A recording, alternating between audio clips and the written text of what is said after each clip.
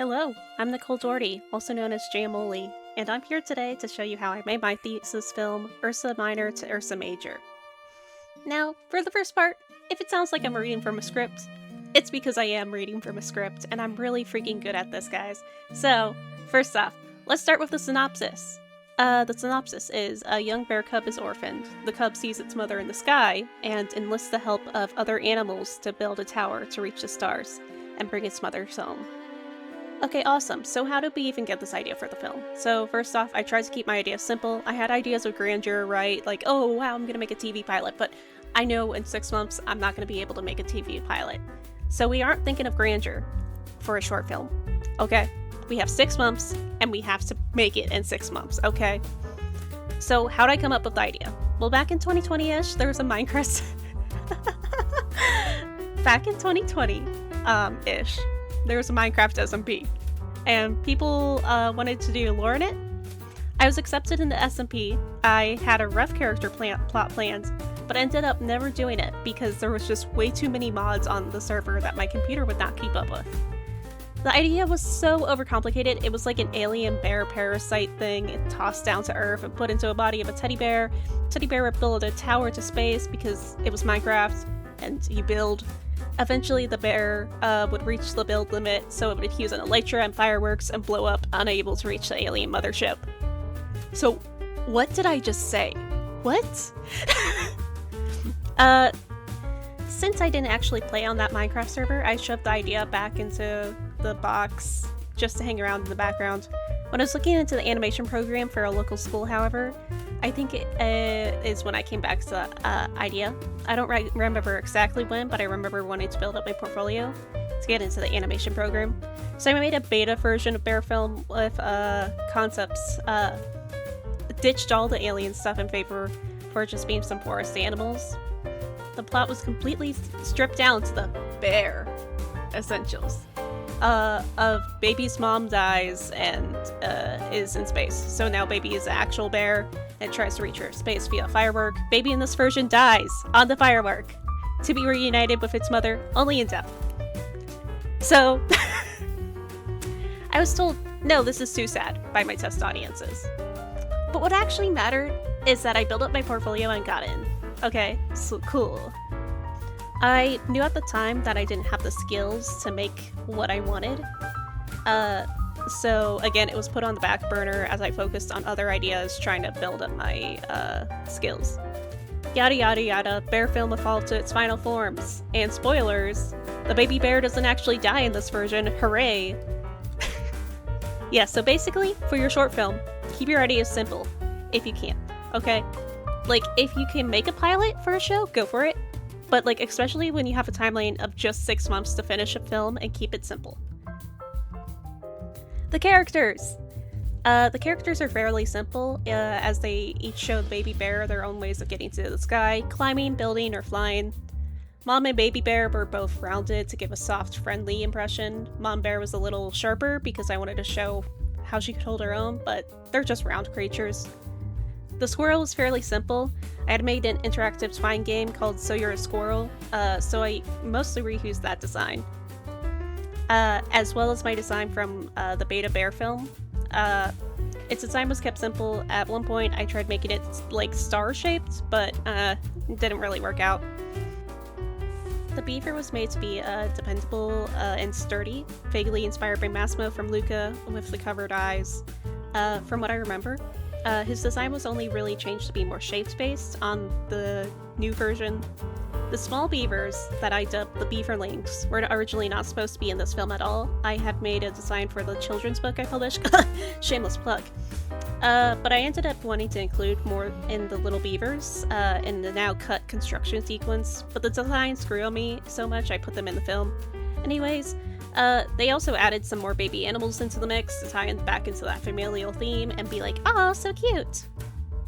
The crow was put in mostly because I needed something that could theoretically set a fire, as well as crows like shiny things, right? And the bird found a lighter. It could also be a cool crescent moon shape, which reminded me when I was trying to do a celestial theme with the animals. It was like, mom was sun, baby was earth, bird was moon, squirrel was star, and Beaver was wood. Yeah, so that didn't actually pan out. Okay, for style development and inspiration. So I knew the tone of the story would need something more lighthearted and whimsical. I also knew I wanted to do a more mixed media type of look. I had been doing my concept art traditionally, because honestly, when I do sketches digitally, I tend to get distracted. I also am heavily inspired by Dead Sound and his sketchbooks, especially sketchbook tours for his short films. When I was working in a sketchbook, I started to use crayons and found the texture and color to be really nice. So I also looked at my book, Beaver's New Tooth, and how I simplified shapes for the characters, knowing I wanted to keep the characters simple for the sake of reducing scope creep. And more style inspirations were cartoon saloons work, although specifically Wolfwalkers and Secret of the Kells. The Hungarian's Folktales animated show for its absolutely beautiful and stunning backgrounds. Sounds Between the Crowns by Philip Davik, for its wonderful use of shapes. And finally, I was inspired by Kevin Hankey's book, The Old Bear, which has a great use of color. Also, maybe a couple drawings of bears. So, When developing the film's original style, I knew I really wanted a crayon texture, but I could never find a good digital replica for it.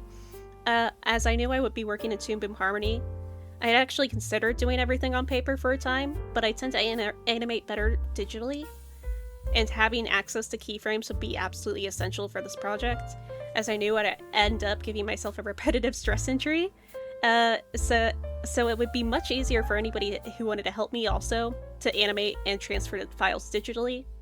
Okay, so there's no good digital crayon texture, and I can't go all paper. So what do we do? Okay, guys, what do we do in this situation?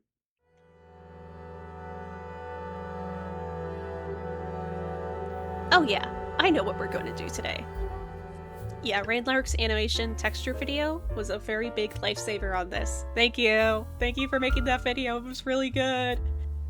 Research. Research was mainly done via watching documentaries and pausing every so often, doing a lot of studies on animals.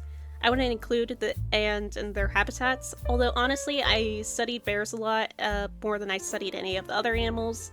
I even made movement guides. You forgot to give your animators the movement guides, didn't you? I forgot to give my animators the movement guides. Yeah, so, you know, I did a lot of research. That will be more shown off in the sketchbook segment of this video. Do your research when you want to do things. Even if you're doing it in a cartoony style, you need to do that research so you know how things move, especially if they're not like things you see every day, like a bear. Even if you've seen these things before, do studies on them, dude. It's important, guys. It's important. Believe me.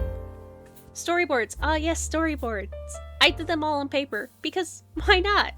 Honestly, I got stuck on this part of the script. So we're oh, my friend Beef. I got my friend Beef to do some of the storyboards for a scene as my wrist plane flared up faster than I expected. If I could change anything about that, I think I would have given more direction, as I was a bit unclear, and that made things a little bit difficult with future confusion. Otherwise, for this section of video, I'm going to offload this portion to my future self and a sketchbook tour portion. Bro, I wrote this script months ago. I don't want to do that. Okay, hello. This is my sketchbook tour. I know I said something in the script about offloading something in the sketchbook to myself. I don't remember what. So this is probably going to be pretty casual. These marks are from when I left the crayons out in the sun and they started to melt onto the sketchbook. You know, things happen. I made stamps of the bear. You can see I was procrastination central. So let's start with the inside. I like scrapbooking. Scrapbooking is so fun. This was one of the main concepts art for bear film initially. Getting this very shapy style, kind of Animal Crossing reminiscent of the little star things and the constellations. This was another, let me see if I can zoom in here. Again, basic characters. Here's the characters for my book, Beaver's New Tooth, because they were in production. Beaver's New Tooth was kind of like a prelude for that, yeah. There's a lot of studies I did of bears from Pinterest and just general photos. Yeah. So, first page, plot summary, basic plot, style inspirations, you know, shapes, the main characters, just, and what tasks I wanted to accomplish in the sketchbook. So, like, animal studies, forest studies, miscellaneous studies, but maybe mostly fireworks, bushcraft studies, because again, this was before I had to cut out the beaver construction sequence, which I mourn every day. Style development, storyboard, concept art, color ideas, and lighting. So, first, we got a study from Sound Between the Crowns, and they're beautiful, beautiful, beautiful animal shapes. I love them so much. And here's one of the concepts for bear foam, right? I love this texture that I got for the bear. I don't know how well it's gonna go on camera, but the texture is beautiful. Okay, now we're doing squirrel studies. Oh yeah. So we do realistic squirrel studies, then we do stylized squirrel studies to see, hey, do I really want to keep it like simple, or do I want to stylize them a little bit more, right? Design for the main cast, baby beaver, more bear studies, right? Environment study based on an old toy I found when helping clean my grandparents' house. It had like purple tree trunks and like, yeah, and I thought that was pretty. So I drew that, got it down, basic concept, bam. Some initial storyboards for how the film was going to go. I think I kept some of this, but I revised a lot. Studies of beavers. They're studying. Wait, no, I was studying the beavers. The beavers weren't studying. Yeah, so I put on a documentary, just kept on drawing their environments. I really like how this one turned out, honestly. Yeah, so basically just drew that. It's like, this is how it filters. Have the beaver doing that. He's pushing his logs. Have a couple of other animals. Stylize river grass. Everything like that. Do some more studies. I originally wanted the tree in the film that most of the animals are like around to be a redwood tree. But, you know, I was like, okay, can't be that hard to draw a redwood tree. It's not hard to draw a redwood tree. It just, in the style I was doing it, it just looked really silly because redwood trees are like big trees with little trees coming off of them. I don't know how else to explain it. So I was like, okay. And then this was like a color reference for a scene I wanted to do. These are more realistic drawings of the bears, right? Let me turn on my light. Alrighty, hopefully that helps some. But yeah, so I was writing down scripts, or not scripts, I was writing down notes. Cubs often ride on their mother's back for safety.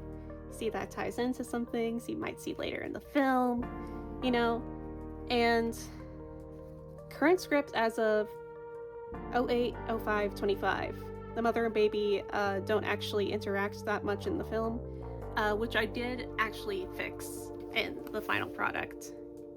But yeah, so we got more studies, stylized studies of the same images from here.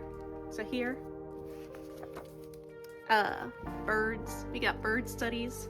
I was playing around with the iridescentness of bird wings, but I think I ended up not doing that. Did some brother bear studies. I can't draw the brother bears very well. It was a really good, pretty movie though. More bear color studies, more seeing how I want to draw them. I love the bear with the eyes like that, but I did just end up going with the dot eyes for the baby. But the mom did get those sassy little eyes, so I love that. This is my cat.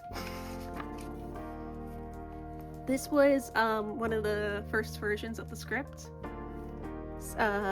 So I did like basic little sketches on the side just to get a vibe. I think a good portion of this was cut out.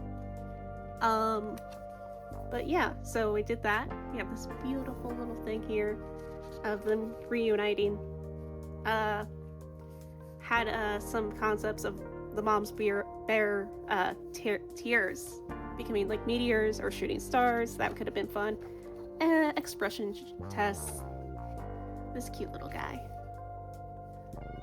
More bears.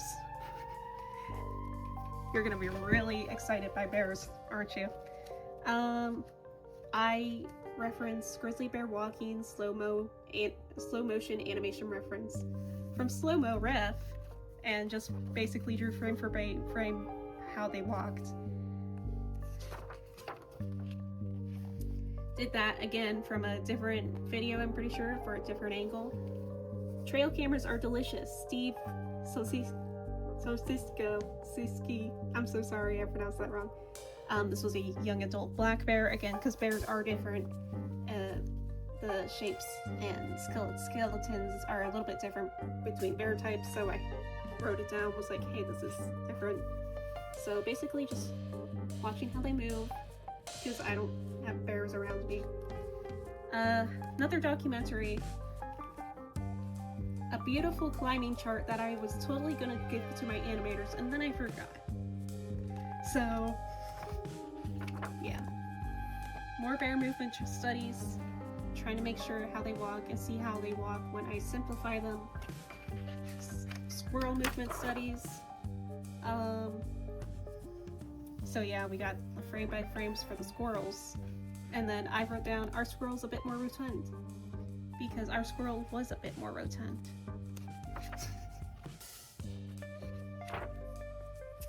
I met Matt Pat. Didn't get the chance to get his signature, but I think I was so excited. I was like, that's gonna be so cool. I could get Matt Pat to sign my freaking concept art notebook. Oh well. He was cool though. I didn't talk to him personally, I just watched him do a talk, but he's cool. Look at the squirrel. Jinx, don't think about it. My cat's looking. More bear studies. Again, just bears getting up. Bears emerging from their den. I really like this. Shout out the rescue bear, I think it says.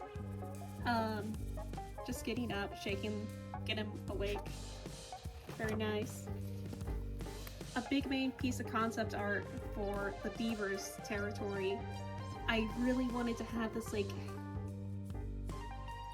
upwards angled shot of the squirrel and bear climbing through the forest. I think I ended up having to cut this for time, and so sad. But, you know, there was an attempt. More storyboards! Yay! It took me so long to get these storyboards to look, like, nice.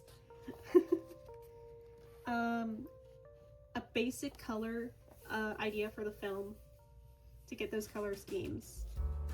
And main beats.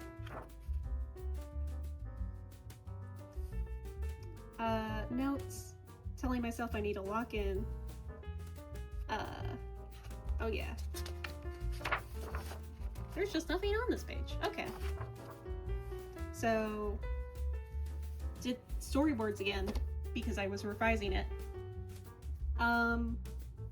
Was trying to figure out how the male bear at the beginning of the film should look, because he needed to look scary, but you know, the bears I was drawing were really that scary, right? And I didn't want the other bears to be scary, and I didn't want him to not look like a bear. I wanted him to look a lot like a bear, like you can tell that's a bear. Because I didn't want it being like, oh, a wolf did it or something, because in nature, male bears usually attack and eat bear cubs. So I was like, okay. So I did some photo studies. Like here, I'm like, the head isn't big enough. And it looked too much like a wolf here. This one looks okay. This one's good, but his eye needed to be smaller. But yeah. So then I decided I was still struggling with storyboarding. So I'm like, okay, we're gonna study We Bear Bears, the Grizz, in a tree during a fire burrito episode scene. If you know, you know. And then, you know, what else has a mom die? What has a mom dying in it? That's really sad. Bambi. So I did a Bambi study. They're eating in their field, you know, zooming in. Mom's like, whoa, wow, oh no, ah, right? And I was like, maybe I can do POV of male bear and POV of bird. So, not from that shot. More figuring this out. Basically, just rundown of everything. Oh my god, the beaver construction sequence. So, originally they were supposed to build a tower, and it was supposed to be like a Phineas and Ferb-esque construction sequence instead of this little imagination sequence that we got in the final film. And I did so much research on how to build a treehouse and how building something would be like this would be. The harnesses, the pulley system. No, we had to let it go. Studying of campsite for the campsite scene, I just shook the camera a lot. Wow. I did research on fireworks and the different types, because I wanted it to be like this type of rocket. But I wanted to see if any of the other ones I liked better for their explosions. And I know I could have just gone, like, nobody would have really noticed if I didn't do a specific type of firework, but it mattered to me. And then how would the bear hug the firework? Because when the original plot of this, it was like just a teddy bear, like a tiny little teddy bear. Now this is an actual bear cub in the logic of the world. How's this bear holding on to this firework? It's just a really big firework, guys. But how would it look so cute holding on to the thing? So I eventually landed on this, from what I remember. This was like a fireworks display, and the crow was going to use it as a sample. I eventually just cut that out, cut this piece out, and just did one firework stuck in the ground. Does it make sense logically? Not so much, but whatever. Again, storyboarding sequences again. Like, wow. What happened here? Oh, I think I didn't like the storyboard sequence, so I guess I just cut it out? Okay. Really like this guy. But yeah, more storyboarding sequences, figuring this out. This is when I got some watercolor crayons and I wanted to play around with it.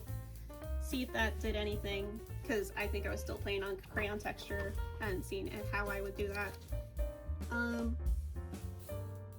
don't know what this is, a rescuer down under raft. What?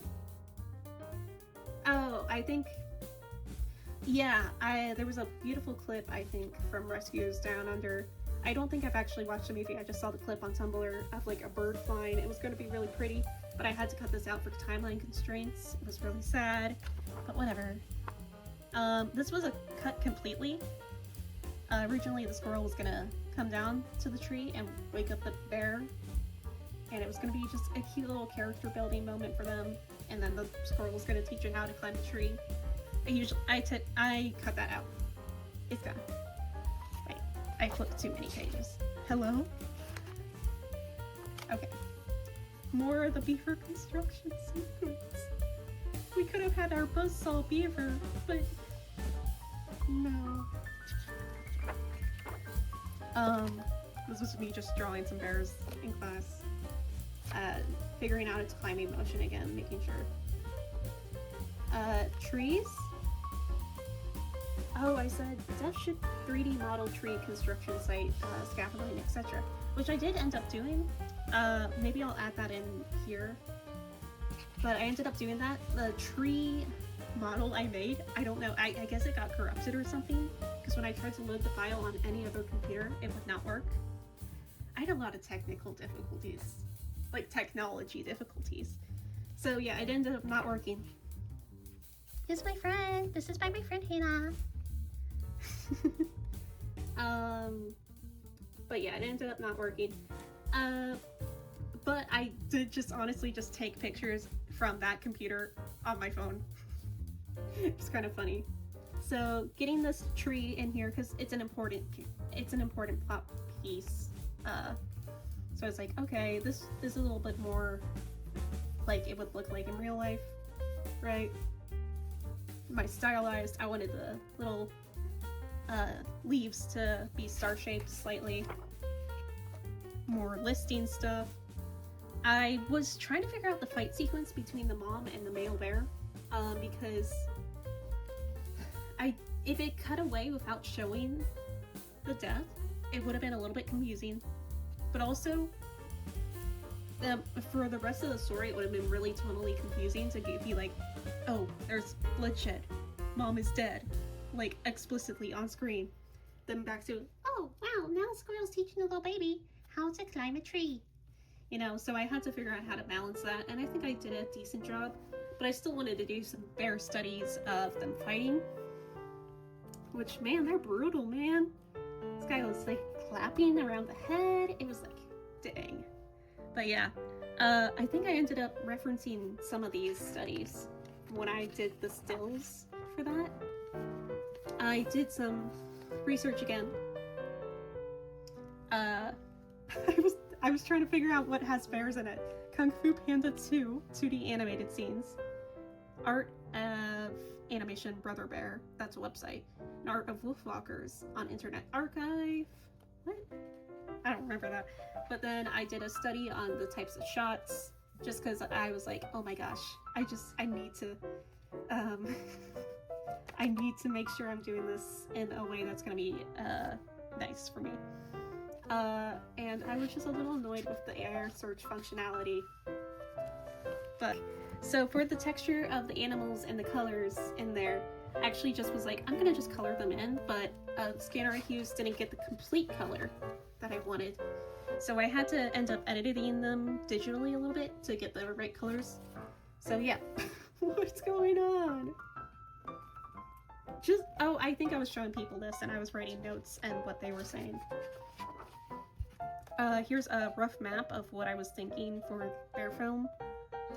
Of the, map. So, this is a campsite. This is a river. Forest clearing. This is where beaver lives. That's supposed to be squirrel and beaver, maybe? Squirrel and bear? I'm not sure. This big tree. Trying to figure out logistics. Writing it up the cheeks. I think this is for this video. So I realized I never actually explained the storyboard, so here's some of the paper storyboards that I started out with, and then I basically went in and cleaned them up to do digital. Then basically we went over with the rough animation, and yeah. I plan to release all the versions of the film, in their storyboard states. But yeah, just thought this would be a fun little thing to show. Okay, so this is my beautiful spreadsheet. So basically, I haven't seen a lot of videos that go over how a production pipeline spreadsheet works, and this is not a completely professional spreadsheet. This was just used to keep track of my scenes and where everything was supposed to go, and help my animators know what scenes they were assigned to and what needed to be done. So basically, we're gonna go for a rough overview of it. So we have who's assigned to this shot. So I was like, okay, I'm assigned to this shot. I'm gonna be doing the roughs for this one. So we do that. I originally was gonna number the shots here and do shot type here. I ended up not doing that, but it's a good thing to have. Location, so what location it is, what background we might need. I did a description of each scene just so everybody was on the same page. I have hyperlinks that I'm not gonna hover over because that would release the links online, right? But everything is hyperlinked, so you can find where you're supposed to upload everything. Make sure everything's going well. Any notes? If I have some more backgrounds that are hyperlinked, the upload location, so where I wanted people to upload their things specifically, since it's different than the board reference. The sound effects list, this was for anybody who might have been sound editing for me. I ended up sound editing, but it was still helpful to have for myself.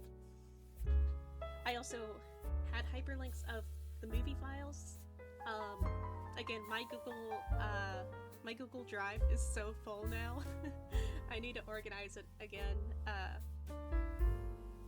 But my beautiful hyperlink spreadsheet. But yeah, basically that. So I have these drop-down menus to mark if it's not started, in progress, done, if we cut it out completely, or if it's just a background asset that we need to zoom in on. So everything here should be mostly done. Mostly, yeah, the film's done. And yeah, so there was some rough patches, but you know, we got it done. I did take up a lot of shots, but I'm very lucky to have a great team who helped me with some of the shots. That was very good.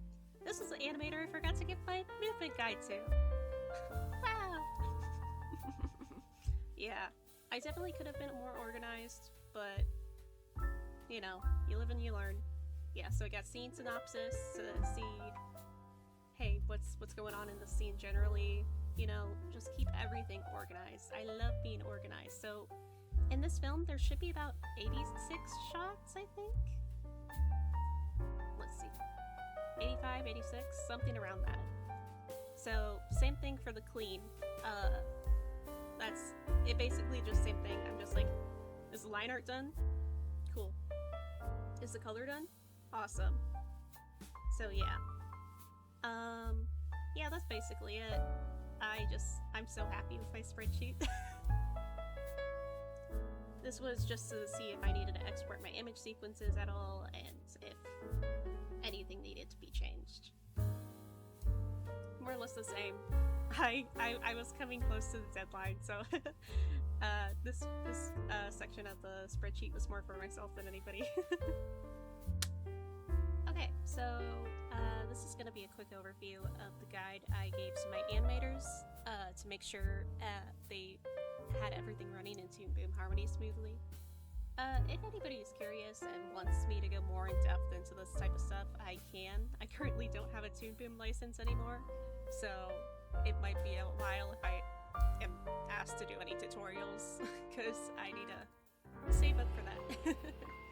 But yeah, here's the guide I made for my animators. So I was like, hey, this is how you set up your file, you know, making sure. It's very walking through, but I wanted to make sure I was clear on everything, especially since we had so many shots. Toon Boom Harmony 2025 actually added a compact file structure, which helps save a lot of space. So yeah, but not all my animators had 2025, so the 2025 version, so I was like, it's okay if you don't use it, but please. Ursa Minor to Ursa Major is actually animated on 12 FPS, and I've kind of played with the frame rate a little bit, which we will see later on in this presentation. Okay, so by later on, I mean right now. So down here, if my beautiful editor, which is me, this is so stupid, can zoom in. I didn't quite do only on 2s. I kind of changed the frames. So this is the baby. To be on 1s for some point. I was like, use discretion on timing. Just, you know, it's not perfect, but you know, it goes with the flow. It has its move. Okay, this was the pencil settings. I told them specifically use the pencil tool because it's easier to edit the line art. The paintbrush tool is good for like coloring in big swaths of color, but not so much for actual line art, especially because there's these settings that you guys will see what that's up. That's up? Yeah. When working with the pencil, I remember I referenced a tutorial. Yeah, that was a tutorial from Z Bird Brain. It was really good. Yeah. So basically I was like, okay, right click your layer, go to lock, just to make sure the alignment, so the little magnet thing, works out. The trim lines, which is this, basically just trims your lines for you. It wasn't required for rough animation, but for cleanup, it was helpful. Yeah. Pen stabilization, because I have very shaky hands personally, so it's very hard for me to use Toon Boom without a stabilizer. With my still have my stuff look good. So basically, I told them how to turn on the stabilizer. Go to Windows, Toolbars, down in Toolbar, you would see pen settings, and then you got this at the top of your screen now. Yay! Yeah, and then just do whatever works for you, right? Okay, so a lot of animators who are not used to node views get very overwhelmed by node views, okay? So I wanted to make sure everybody knew if they had camera zooms, because I had a lot of camera zooms in Ursa Minor or Ursa Major. So I had to make sure they had everything they needed to understand it. So this is a basic overview. This is with the node view, right? So then I was like, okay, click up here so you can get it, so you can actually start seeing this, because this isn't default to show. And then once you have it, I asked them to add the camera and the peg tool, which is not down. Oh, it is down here. The peg tool. And then you just link those together, and then just use the transform tool and time it out with the storyboard, from what I remember. Yes. And then I was like, if you're having trouble, just contact me to my animators, because it is a little daunting, especially when you got a lot more going on. I don't know if I have any images of my node views from later on in production, but it got very busy very, very fast. So exporting image sequence, I was not taught how to do this in my class. I had to figure out via YouTube tutorials, which were great. I'm sorry, I'm having too much fun with this laser pointer. But yeah, exporting an image sequence, I just wanted to make sure everything was clear again, because sometimes you get better quality when you export as an image sequence. So I'm like, okay, you go to the node view again, go to right, text box pops up, you know, have all these things named these specific ways. Image format was JPEG for the roughs, because I needed a safe space. So then I'm like, okay, put it in this folder, which I gave them. And yeah. Then you finally go up, file, export, render, write notes. Awesome. Okay, so this is the color guide. I unfortunately did not include how to add the textures in that I did, since at this point in production I was worried if we would even have time to do all the colors, because I misunderstood that actual deadline and I didn't realize I had extra time. So I was really anxious, and I didn't add that in, unfortunately. But again, like I mentioned earlier in this video, if you look at Raine Lark's video, they explain it very well. So, basic color guide though is, okay, so first off, if you're making a film, use the palette file that's in Toon Boom, if you're making a film in Toon Boom, right? Because that will get all these colors. I was motioning at my screen with my hands. All these colors, and just have them in a text file, from what I remember. For some reason, and I exported this file to different computers to see if I could get the text file. It would not let me take it, so I don't know what I was doing wrong. Ah! I don't know what I was doing wrong. So this is not the optimized way, okay? This is a very unoptimized way of doing it. And again, it's just a big learning experience. But also, I was really, this was during the period of time where I thought I had no time. I thought I had one less week than I originally planned. So I was getting kind of anxious. So I was like, just use this, guys. So I was like, okay, just copy and paste these and then paste these in, right? Again, very unoptimized. Do not do it this way, okay? But you know, it works for my team mostly. Yeah, just name them everything. Awesome. Go to the color layer. Go down here. That gets the line art. So these black lines to tell their information basically to the color layer. And then you see these yellow dots here. You have to close those. So you just go in with this close gap tool and then bam bam, close those up. Okay, awesome. And then just paint bucket tool the character. And then if you're having any issues with it, and you're like, I closed all the gaps, what's going on? Sometimes you just have to make it the closed gap a little bit bigger.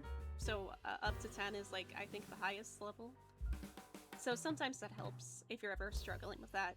But again, this is not an actual tutorial.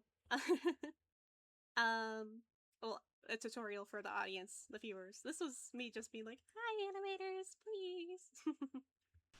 Overall, making Ursa Minor to Ursa Major was a great experience. I want to make more films in the future, and will definitely use my experiences here to make a new film in the future, and hopefully work on a lot more projects with other people.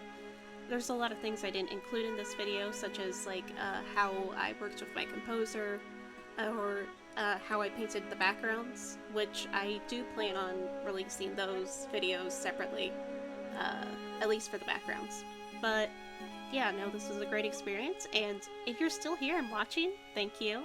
I hope you found this somewhat interesting. So Ursa Minor to Ursa Major should be up on my YouTube channel right now to watch if you didn't watch it before this video. But yeah, again, thank you again so much for watching, and have a great day!